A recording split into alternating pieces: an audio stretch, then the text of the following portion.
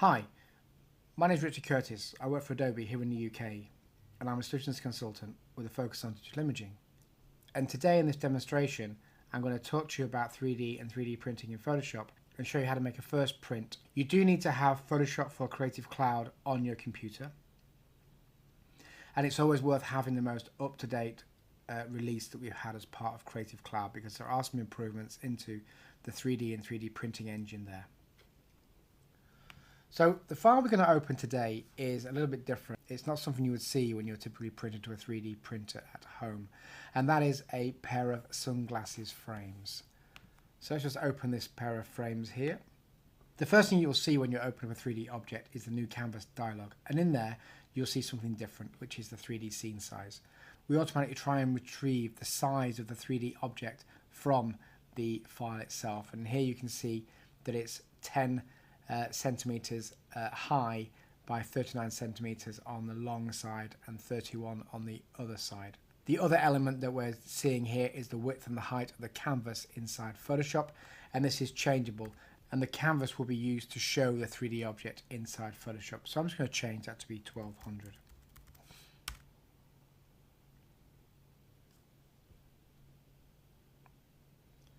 Okay, once that's done, Photoshop immediately asks me if I want to switch to the 3D dedicated workspace. Now I already have a 3D workspace open, so I'm not going to do that, but if you are new to 3D, it's definitely worthwhile choosing the 3D workspace. It'll give you a heads up of where things are and how to orientate around the 3D model.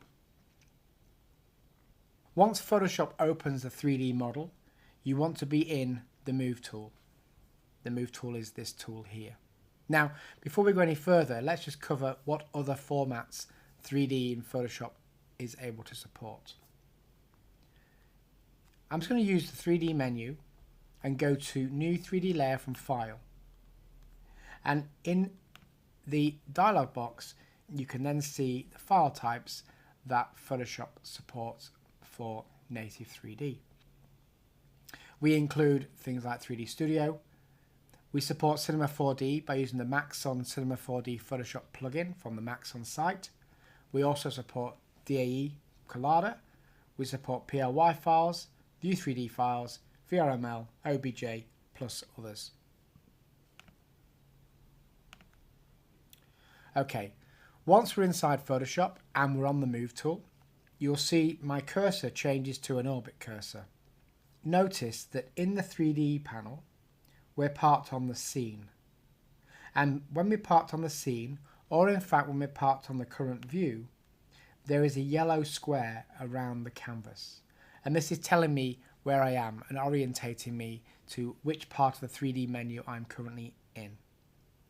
Once I'm in the scene or the view, I can then use the Move tool and navigate the camera around the object. I'm just dragging the camera around the object at this point in time. In the lower left of the canvas, you can see I can orbit the camera by just dragging orbit the camera around. I can also pan the camera up and down, and I can dolly the camera back and forth. The other options I have for the scene are the lights. If I click on the lights, you will see in the 3D menu, I move to the infinite light. I can select the light at this level as well. And then once I've done that, I can then pick up the widget and move the widget around. Now, because I've got shadows turned on, and you can see that on the properties panel of the light, that it's going to create a shadow on the ground plane. Once I've done that, the shadow will move around the ground plane as I move the widget around. So I can get the lights in exactly the right place on the canvas. There are a couple of other options in the 3D menu we haven't covered yet. One is the environment. The environment is allowing us to configure the image-based lights. It also enables to control the color of the lights and if shadows are part of the scene, and also the ground plane and how shadows will appear on the ground plane and also any reflections on the ground plane as well. If I click on the 3D object, you will then select the object and a cage will appear. Once a cage appears, you can then move the object up and down. You can also scale the object to a different size. You can also rotate it or stretch it. So this is stretching the object, and then I can rotate it on its axis, or I can rotate it on a different axis. Okay, I'm going to reset that. If I click the V key, I then move to the coordinates, and I can then manually alter the coordinates and reset this into position. So I've got a complete control over how that needs to be. I can then turn on the units on the canvas, and you can see there very faintly. If I just select the scene again by double clicking into the area outside of the canvas, you can see I get the dimensions on the ground plane. Let's just select the object again. One level deeper will take me into the materials of the object. If I click on this, you will get the materials in the properties panel for that object. Once I'm in here, I can then control how the ray tracer will see the object. I can alter the shine, the reflection, the roughness, the bump. I can also change the materials of this model as well. So for example, I could change it to be a metal gold. When I do that, you'll see it gets a yellow appearance. The material is then loaded into the object, at which point I can then go to the diffuse layer and I can then change the colour of the diffuse layer just by clicking into the colour swatch. Inside the layers palette, you can see the 3D object layer, and you can also see under there you've got the textures, the diffuse details, and any information about the image-based lights. Now, each 3D object will have its own layer when you bring it into Photoshop, and in that case it will have its own world associated with each layer. If you want different objects to be in the same world, you need to merge them together inside Photoshop. Okay? That's pretty much how Photoshop 3D works. So you've got all the basics there. You've got the move tool and how to orientate around the model. You've got the 3D menu itself and how to navigate around the 3D menu. You have the layers for 3D layers, and then you have the properties panel for each of the objects inside the 3D menu. Okay, so that's pretty much how you navigate around 3D inside Photoshop. So let's go print something.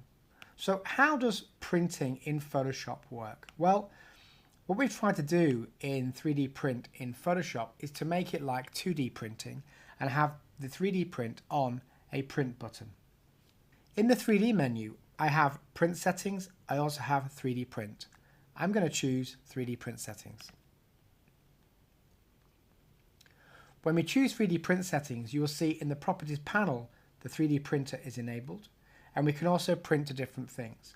We can print to a local printer like a makerbot or a Solidoodle or a Z-Corp printer. Also print to services like Sculptio and Shapeways.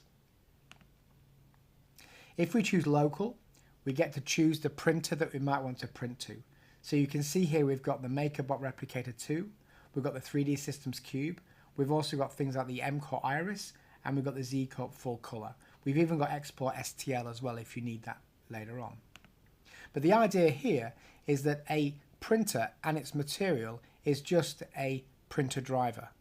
And we load that printer driver into Photoshop. So we profile the printers and load those profiles into Photoshop. And once we do that, the algorithms for the next part of the process will run around that printer and that hardware material type.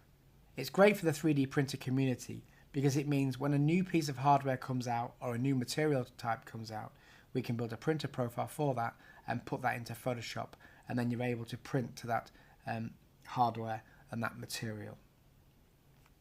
So let's go back to the canvas here so we can see what's going on. You can see here that the 3D object is a bit too big for the print chamber. The print chamber is depicted as a square box, and that comes from the profile from the printer driver. In this case, it's the MakerBot Replicator 2. If I change this to be an M-Core Iris, it'll change the size of the chamber to be slightly different because it's a slightly different orientation and a different size. So I'm going to put that back to the MakerBot Replicator 2. Okay, so it's a bit too big, so I can then manually go and change the size of these sunglasses by clicking on them and going back to my widget and then changing the physical size and then going back to the 3D print menu. You can see there it's maybe the wrong orientation because I actually would like them to be on the long edge. So what I can do is just rotate this, and to get more precision I can go to the coordinates and just type in 90 degrees, and you see there it's now facing a different direction. If I now go to the 3D print settings, you'll see there it's at the right orientation. It's still a bit too big, but that's okay because I'm just going to fit this automatically into the print chamber. When I'm printing to a makerbot, I'm just really using that for rapid prototyping to see what my object looks like. I'm just going to choose the scale to print volume, and that will automatically resize that model for the print chamber. The next option I have to change is the detail level, and this will be the resolution of the print when it comes out on the printer. So I'm going to choose this, which is high, and you can change this. So all these printer profiles are open source, built on an XML platform if you need to get into that level, and you can go in and customize the configuration of those profiles, or even build your own profiles for your own printer if you would like to do so as well. And the algorithms will run around those profiles and create you an output format that you can then print to the printer. So let's just take this object and print to a makerbot with the current resolution. So press the print button. So what are we doing as part of this print job? Well, Photoshop's looking at the 3D model and are going to create me a single model for printing. So if I'm bringing in multiple meshes as part of my 3D object, Photoshop will automatically transpose those into one single mesh. It's looking at any holes that may be part of the model. So if a designer's gone in and put a hole in the model in the polygons and hasn't fixed that hole, it will fix that as well. It looks at any walls and the thickness of the walls and makes sure that they're thick enough for the material and the device you're printing to. So it may require the model to change the way it looks to be able to print it. We're also specifying any infill for the model to make it stronger, and again all this can be changed later. Now, particularly on the MakerBot is an additive manufacture based printer, which means that it will print in slices, and those slices will be from the bottom up. Let's take this example. Let's just zoom in. You can see with this model that I have a raft and we have these funny support structures. When this model is printed, it will print at the bottom here, so the first part of the frames and the back section of the frames as well. And it will carry on printing until it gets to this section here. Once it gets to this section here, it needs to have a support in place so it's able to print on something. If it didn't have a support, the material that's laid down will be laid down in slices. And what happens is gravity will take over and we'll end up with those slices on the floor and end up in a failed print. Lots of attributes can turn a model into a failed print. For example, if there are holes in the model, that will result in a failure. If the walls are too thin, if there's no support, so it needs supports, if there are floating polygons, if there are also inverted normals, the model won't print. You have to go and fix those problems in 3D software before you can actually send a model to print. If you're using Photoshop, it will automatically fix all those problems for you and create you an output that you can then send to the printer. Let's just turn off the ray tracer and go back to the mesh and turn on the orbit so I can see what's going on. And you can see there, this is a representation of how my frames will look when they're printed. If I turn on show repair, you will then see in green what was the original mesh. You will see in blue any walls that have been thickened, and you'll see in red any holes that have been closed. These will be dependent upon the printer and material, so may change for each device that you're printing to. The ray trace preview will show you and give you a representation of how the object will look. Now when you're printing to a MakerBot, for example, because it's additive, you get these layers. If I zoom into the model and render this, you will hopefully see the layers that the MakerBot will print, which will give you an indication of the resolution that this print will come out in. You can see there we've got the resolution of each layer as it will be printed on the printer. For the MakerBot, we're doing something special. We're actually creating the output so you can then send the model direct to the MakerBot for printing. So you haven't got to go through Makerware and the MakerBot software to do this. If you press the export, the export will automatically know that you're sending it out to a makerbot printer. You could then save this X3D file to the SD card, which will then enable you to put that into the printer for printing. If it was a MakerBot 5 or a 5 series MakerBot, you would get a .makerbot file. You then put that file onto the SD card and take that to a MakerBot 5 and it will print. So it's really as easy as that when it comes to the MakerBot. Okay, so it may also be that you don't want to actually print these frames or the object you're trying to print in that orientation. Maybe because the support material is too much, or it may be better printed a different way. So Photoshop gives you the ability to print something a different way just by moving the object around on the canvas. So let's take this object that we've just been working with from the MakerBot 2 and print it upside down so the actual tops of the frames are on the bottom, because that might be more efficient for the printer to print. We can do that very easily just by rotating the object around. I'm just going to finish this off by going to the coordinates and just changing this to be 180 degrees. Okay, so you can see it there. I'm just going to double check it and make sure it's on the ground plane just in case it's moved, and it's okay. And you can see there that that's now on the ground plane. If I move to the current view or the scene, I can then move this around and view the object in this direction. So let's just try that again and just go through the print pipeline. Go to print settings. I'm going to go to the local MakerBot 2 service. And you can see there that it's a bit too big. So I'm just going to, again, change this around so it's in the right orientation.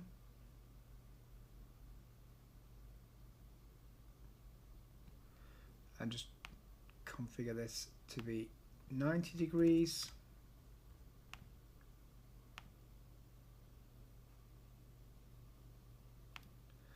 And I'm just going to go to scale to print volume once again.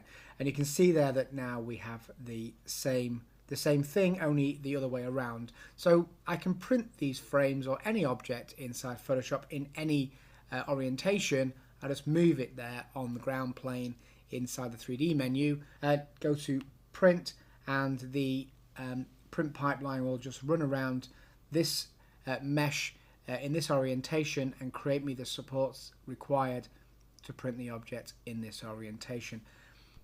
Okay, and you can see there it's done a very good job. You can see that the way that supports are put in place are very different as well, and that's because the geometry requires a different support mechanism. So Photoshop's done all this for you in that print pipeline. So it gives you flexibility of being able to print the model in different orientations as and how you see fit. Now, some models will print better one way than the other way. Let's choose a different printer and change our mind about how we want this model printing. Okay, so we also have, for example, an M-Core Iris, and the M-Core Iris is a really nice paper printer. I'm just going to change this model around and face the other direction to rotate the model and go back to the printer settings. Now notice that when I'm now showing the model, I'm showing it as color, and that's because this printer is a color 3D printer. So what you're getting inside Photoshop is a representation of how the colors will look on the model once it's printed. I can also choose a detail level here as well, but I can just choose the print option. The M-Core printer is a paper printer. It prints in slices the same as the MakerBot, but doesn't need a support mechanism. So it won't print a support mechanism, but it will send me out a 3D file which has all the information for the color, for the textures, and the geometry of the object that we printed. Now, most of these printers will only accept a certain size file. So if you're bringing in, say, a 7 million polygon file into Photoshop and want the printer to print that file, it typically won't be able to do that. We saw previously the high, medium and low resolution combo box inside Photoshop. This will tell Photoshop that the model needs to be resized based upon the amount of polygons that the printer is able to handle. So if you bring in, for example, 7 million polygons into Photoshop, and then you go to print to an M-Core on a high resolution, we will bring the polygon count down to something that the printer can manage. Typically 2 million polygons, that's about all. So we're doing that for you as part of the process. I'm just going to turn off the ray trace preview for a second, and you can see there I've got again a full color preview of how this model will look once it's printed. If I go to the repair, you'll see it's very, very different from the makerbot, and that's because the walls on this model need to be thicker to print on the paper printer. The M-Core printer has a different property for its paper compared to ABS or PLA that will come out of a makerbot. Therefore, the fixing that needs to happen to this model is different to a makerbot. Because the printer profile describes the M-Core printer to Photoshop, the algorithms run around the model based upon that printer profile for the type of printer we're printing to, in this case the M-Core, and will automatically fix the model and the mesh based upon those requirements. So you can see here that we had to fix a lot of the arms to make them thicker to print on this model at this size print. Again, if I choose a ray trace, I will see what that model looks like once I take off repair, and you can see I'm back to where I was, so I get a nice pink pair of glasses. The M-Core iris needs a WRL file. The WRL file will contain the geometry and the textures and the color, and when you press the export button, Photoshop automatically knows that requirement and will automatically export that file to be printed on the M-Core printer. It may be that you want to manage that yourself as well. So you may want to print an STL file from Photoshop, and you can do. So Photoshop's making this model watertight and fixing the holes and fixing the walls and everything else. And when you export an STL, you will then get a fixed STL file coming out of Photoshop that then you can do with as you wish. We also have some services that we've partnered with as well. So we've partnered with the Sculpteo and the Shapeways service. These offer different materials and different hardware to print to, offering a much better quality print when you print. And these types of printers can be used for final products. So for example, if I go to Shapeways and we look at what we have in here, we've got things like 14 karat gold, we've got wax, we've got bronze, we've got full color sandstone, and we've also got some different types of plastics. We've got some really nice hot pink plastics. If we go to the Sculpteo service, you'll see a few different ones in there as well. So you've got different types of resin, you've got to get wax again, you've got different types of ceramics. So it may be that I want to print this in tangerine orange ceramic. Now I don't know what type of printer they're going to print this on. Doesn't really matter, because of the profile inside Photoshop will tell Photoshop what the output type needs to be and how this file needs to be fixed for it to print properly. Once we've chosen the type of material and the service we want to use, we can then choose the resolution and we can then choose the print. Photoshop will then run that model through the print pipeline, fixing the holes, repairing the mesh in the way it needs to do. And once it's finished doing that, it will go and bring back the prices or an estimate of price from that service. And you'll see here that this will cost $15 to print in this ceramic tangerine orange, and it also tells you the size and the service. I can also see the repair like I did previously, and you can see at this size it needs to be repaired quite heavily for this material and this hardware. If I now press export, you'll see that we get an STL file, because this printer needs just an STL file.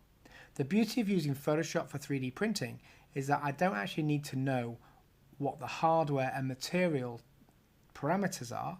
Photoshop's going to do it all for me. I could do my rapid prototyping to a local printer, like a makerbot or the like, and then once I've finished and ready and I've made modifications to my model, I can then send this to a service to be printed in a better colour and a better material. So that's how you import a 3D model into Photoshop, how you navigate around the model, how you use the 3D panel, the layers panel and the properties panel for any single model you bring in from the outside world, the different format types that we support in Photoshop, but also how to print and how to use the printer drivers in 3D printing to automatically fix models and send them to a printer, regardless of what the printer is. As long as we have the profile inside Photoshop, we're then able to print a model to the printer. So just to summarise, so you still need to use a 3D modelling tool to make your objects and to make your 3D designs. You can bring a 3D model into Photoshop and load that model in from different formats and different types. You can then paint that model, and we'll look at that in a different session. But you can also print that model to a printer that we support inside Photoshop. You could also print to an STL, and you can also print to a service like Sculpteo or Shapeways. So we hope you find 3D printing inside Photoshop very interesting, and want to have a go yourself. If you need to, you can download a trial of Photoshop from the adobe.com website, and you can very quickly import a model and print your own. So thanks very much, and thanks for your time today, and we look forward to speaking to you soon. Goodbye now.